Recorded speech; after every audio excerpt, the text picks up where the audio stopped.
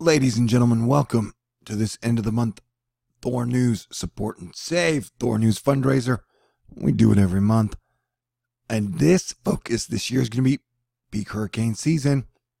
So it's a good time to keep me around. And I love it when you guys save me. And I appreciate all your contributions and donations. But get ready for lots of science, astronomy to be coming your way. So we're going to kick it off with my old buddy, Bad Astronomy. The Blue Beetle himself, Plait, is talking about eating an asteroid a year. It helps a baby planet grow. It's kind of like an apple a day keeps the doctor away, but totally different. And I don't always agree with science, so that makes it fun. Plus, Asteroid Fight Club is our cool group of kids who do what we can to prevent civilization from collapsing. Astronomers have discovered nearly 4,000 exoplanets, alien worlds orbiting other stars. As I write this, what? Okay, he's writing it. Most are old, like Earth or me. I'm 46. And to millennials, that's like 1 billion years old. Billions of years into their existence. Man, I'm screwing this up. Some are young, only tens or hundreds of millions of years old, and still glowing from the heat of their formation. And a few, very few, are even younger. We see them just after they've finished forming. It's weird because a lot of astronomers spend a lot of their time dating stars.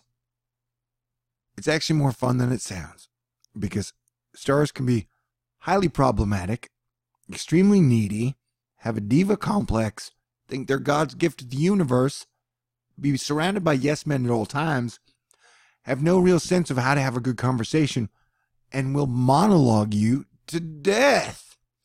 And they're not as good at oral sex as normal people.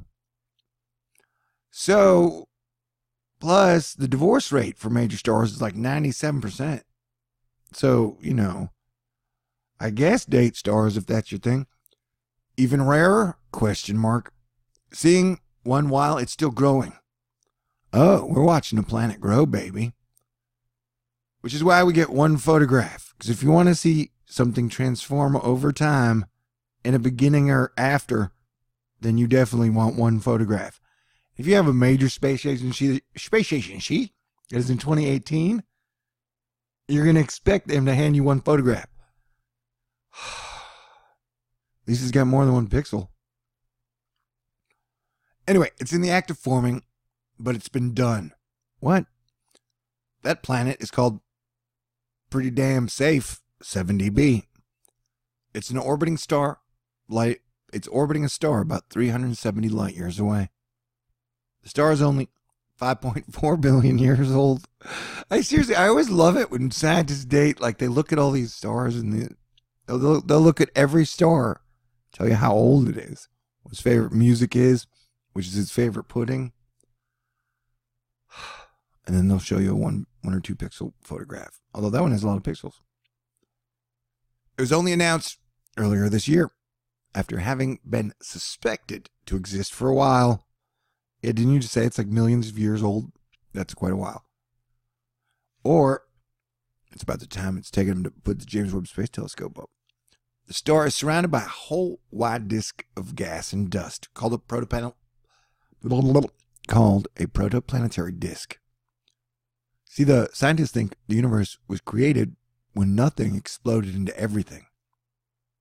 And our solar system was created when a giant cloud of gas and dust got so heavy on itself, it collapsed and created the sun, the planets, and the earth. Which I think is goofy. But then, remember when a star, at the end of its life, it's supernovas, so it blows up into a giant cloud of gas and dust. So that's making it sound like the star blows up, and then its explosion gets so heavy, it collapses back on itself. Doesn't make any sense. See, the accretion disk model is just the supernova in reverse. That is some fantastic science right there for you that anybody's free to steal. The star is surrounded by a wide disk of gas and dust called the protoplanetary disk. As the name implies, planets grow out of this material.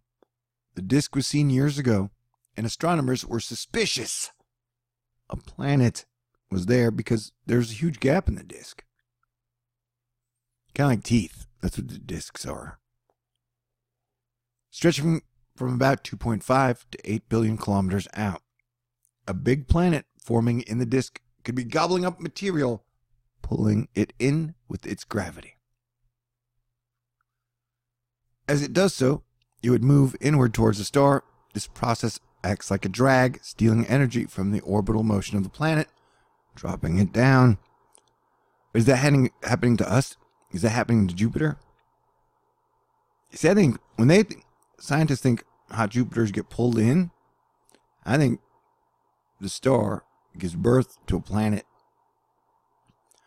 and then it slowly gravitates out. Just something you might want to know.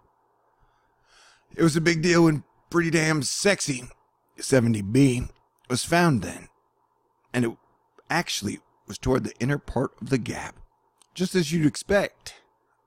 What? Models of how hot a planet should be at that age. Whoa.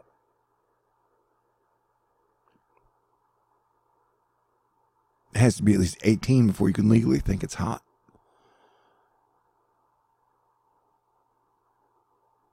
And then, I always prefer them to be 21, because why date a woman if she can't even get into a bar? That's kind of weird, you know? For me anyways, I'm 46. Did I mention that? Given its location, this might be the worst THORnews ever video. I can't even talk. What a great time to be recording videos. It is likely to still be growing, still accreting material from the disk. Kind of like us, we shed skin. And that was also indicated by the presence of warm gas around it, heated as it falls onto the planet. Warm, hot gas. Everybody loves warm, hot gas. And now, new observations have not only confirmed it's still growing, but also how fast. Oh yes, so science can tell us how old the planet is, how far away it is, how fast it's growing. It just can't show us video of the process. And video is really just like more than 4 photographs strung together. I guess that's a GIF. When you usually see a GIF, man, a GIF.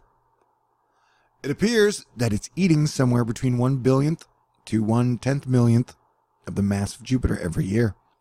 Remember, that's what the sun does too. It takes in comets and asteroids and space dust, and the sun grows, and then it also spits back out comets and planets, in my opinion. That may not sound like a lot, but Jupiter is a big planet, so this is a pretty opulent meal. For comparison, Ceres is the largest asteroid in our solar system, and it is better called a protoplanet itself, as it was growing plenty well in the early days before running out of food. Wait, so how did the giant rock eat stuff? And then how did it stop eating stuff? Just because it wasn't hot anymore? I'm so confused. And on the fast end of the calculated range, this exoplanet... Wait, he didn't put a space here. That's the part where Phil's trying to tell us code. Range this.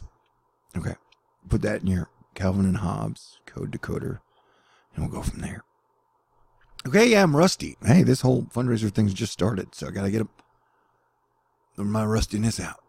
And I do hope you'll be with me when I do. Even at the slow end of the estimated range, it's about the mass of Ceres every 20 years, which is still a lot. So their sun is in the middle, but then what would cause the... I don't know, it's all weird. Why can't I see video? I just want to see video. I want to see a video of the thing rotating around the star. If you can clearly take that image, why can't you take more? This article's long. Have I even been funny yet? Is anybody still listening? Astronomers measured this by looking at the light from hydrogen gas. This gas is prevalent in the protoplanetary disk out by the planet, a little over 3 billion kilometers from the star. As it falls into the planet, it piles up and stuff falling from the farther out slams into it, creating shockwaves. These warm up the gas, causing it to glow at characteristic wavelengths of color. One of these wavelengths is called H-alpha and is in the red part of the spectrum. The amount of H-alpha light seen is proportional to the amount of gas falling onto the planet.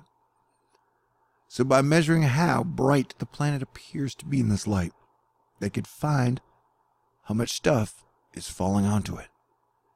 There are a few uncertainties. For example, the protoplanetary disk is loaded with dust, which absorbs light.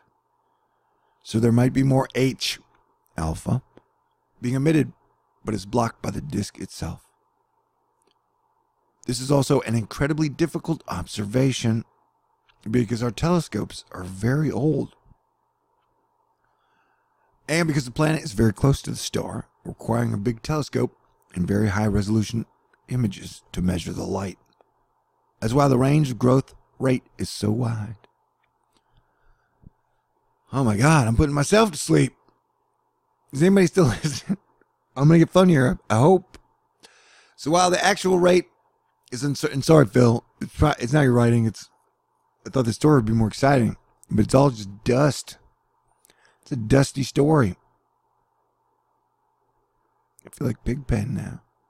The important thing is that this growth, implied by the emission of light, has been detected at all. That's pretty amazing. Okay. Even though in human terms the rate of growth is a lot, by planetary standards, it's actually more of a nibble. My mind is totally blanked out now. Like, this whole story is pretty damn sexy. It's pretty boring. Who would have ever guessed that? 70b is at least 5 times the mass of Jupiter. Remember, mass is not weight, dumbass. And only 5 million years old. So at some point, the mass accretion rate must have been a lot higher. Meaning it must have sucked way worse then. By at least a factor of 10, if not more. It may be delicately eating snacks now, aren't we all? Except for me, no. Let's take a second to talk about snacks. What kind of snacks do you like? I like candy. Is that kind of snacks? Oh. Slim Jims? It must be a male thing. You know, maybe girls like Slim Jims too. Zingers. Zingers are still good. I like the lemon kinds. Potato chips, I guess. Yeah. Cheese. What a great snack. Cheese is the best snack ever. But it used to be shoveling huge fistfuls of food into its face not too long ago. It was sucking up a bunch of stuff, eating a bunch of stuff, and that's how the planet grows. So that's how you think Earth grows? No, dude. Earth grows by the sun transfers plasma through auroras into the core. So is this science just a great big don't worry about volcanoes article? That is so weird. Exoplanetary science is still very young. The first exoplanet was only discovered back in 1992. 26-year-old science. And now we know of thousands of such objects. And not only that we're seeing them as they form. Oh, that's amazing. So we have 26 years into the science of planetary formation, which takes billions of years. We must be doing great. I'm sure everything we know is exactly as it is. This technique of looking at the light from hydrogen in such detail has only been available a few years itself, and has been done just once before for exoplanets orbiting the star LK Lick California 15. But this sort of thing only gets better. You can say that again, because if my videos are all this bad, I'm done for. The support and save THORnews movement is done for. In September, I'm done for. I'll get better. I always do. Now that we know what can be done, it'll be improved upon, and we'll start to see even more planets as they grow. You mean like Nibiru, Herculubus, Planet X? Are you saying danger? Did you end this with danger and doom? I love you, Phil. I can't tell you the thrill it is to read about something like this. That's why Phil and I are such a great team. It's like the buddy cop picture, you know. We're so different, it just works. Our understanding of the universe sometimes grows in big strides. And in the field of exoplanets, we're making giant leaps. Science! I love this stuff. I love you, Phil Plait. Whoa. That guy scared me. There's the Phil. Where you at, Phil? Hey, Phil and William Shatner. They make a cute couple. All right. You can thank him at Bad Astronomy, though he still has me blocked. And you can have a great day and hopefully forgive me for this video. Hope we learned something. And if you do want to help and contribute to THORnews, I appreciate it. And I love you. And I'll talk to you soon. God bless everyone. Stay cool. Live long and prosper. May the force be with you always. Now is the time to hit the button.